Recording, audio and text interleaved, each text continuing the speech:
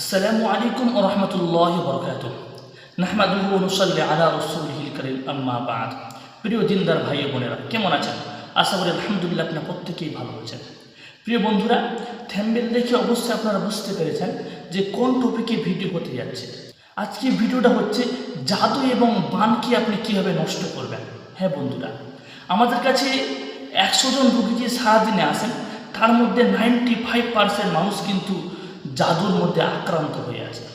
জাদু করে মানুষকে ধ্বংস করে দেওয়া হচ্ছে, বান মেরে মানুষকে পাগল বানিয়ে দেওয়া হচ্ছে।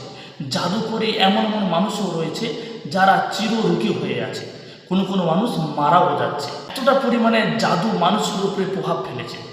তাই আজকে আপনাদের কাছে এমন একটা ছোট্ট আমল বলিয়ে দেব, যে আমলটা আপনি নিজেই করে জাদু থেকে বাঁচতে পারবেন ইনশাআল্লাহ।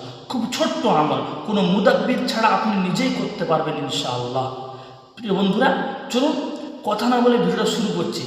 ভিডিওটা শুরু করার আগে না বললে নয়, আপনারা যদি আমার এই চ্যানেল নতুন সদস্য হয়ে থাকেন অবশ্যই আমার এই চ্যানেলটি সাবস্ক্রাইব করবেন, এবং ফেসবুক পেজ থেকে দেখে থাকলে অবশ্যই পেজটিকে ফলো দিয়ে সঙ্গে থাকবেন। কারণ এরকম কোরআনি ইসলামিক চিকিৎসার ভিডিও আমি আপলোড করে থাকি, সর্বপ্রথম নোটিফিকেশন যেন আপনার মোবাইলে যায়। প্রিয় বন্ধুরা, চলুন মূল বক্তব্যের দিকে ফিরে যাওয়া যাক। এই জাদুটা কাটানোর জন্য সর্বপ্রথম আপনাকে নামাজি হতে হবে। 5 ওয়াক্ত নামাজি হলে আলহামদুলিল্লাহ খুব ভালো। আপনি দৈনিক 5 ওয়াক্ত নামাজের কোনো একটা সময় আপনি বের করতে হবে। আপনাকে 5 ওয়াক্ত নামাজের কোনো একটা সময় বের করার পর আপনি নামাজ পড়ার পর একটা বোতলে পানি নেবেন এবং সরিষার তেল নেবেন, নিয়ে আপনি সামনে নিয়ে বসবেন। বসার পর আপনাকে আস্তাগফিরুল্লাহ 3 বার পড়তে হবে। তারপরে নামাজের মধ্যে যে দরুদ শরীফটা পড়া হয়, আল্লাহুম্মা সাল্লি আলা মুহাম্মদ ওয়া আলা আলি মুহাম্মদ কামা সাল্লাইতা আলা ইব্রাহিম ওয়া আলা আলি ইব্রাহিম ইন্নাকা হামিদুম মাজিদ, আল্লাহুম্মা বারিক আলা মুহাম্মদ ওয়া আলা আলি মুহাম্মদ কামা বারাকতা আলা ইব্রাহিম ওয়া আলা আলি ইব্রাহিম ইন্নাকা হামিদুম মাজিদ। হ্যাঁ বন্ধুরা, এই দরুদ ইব্রাহিমটা আপনি 11 বার পড়বেন। পড়ার পর ওই তেলে এবং পানির মধ্যে দম করবেন। তারপরে সবথেকে গুরুত্বপূর্ণ যে সূরা ইখলাস,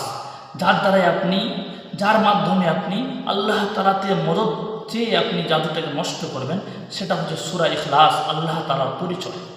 হ্যাঁ বন্ধুরা, এই সূরা ইখলাস কুল হুয়াল্লাহু আহাদ আল্লাহুস সামাদ লাম ইয়ালিদ ওয়া লাম ইউলাদ ওয়া লাম ইয়াকুল লাহু কুফুয়ান আহাদ।